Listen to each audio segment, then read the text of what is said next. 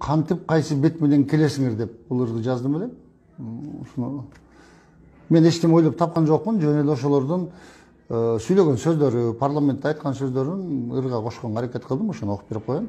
Кантип кайсы бет менен келесиңер. Эскирип 5 жыл айткан жомогуңар элге эртең эмне убада бересиңер.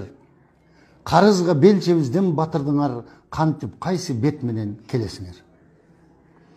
Олтурдуңар, төө десе бейини айтып, окуй албай кагазды колдо турган, бүгүн алган чечимден эртең кайтып, кеңеш болду өлкөнү артка бурган. Парламентке чогулуп сабатсыздар, кадыр баркын тебелеп түшүрдүңөр. Айтылчу ойду толук жеткире албай, сөөктө тил жок менен бүтүрдүңөр. Апрель айды байкуш жылдың кылып, 17-ге эмнеге кайтардыңар? Мыйзамды бузуп жүрүп көнгөнсүңөр, жогор жактын буйругун аткардыңар.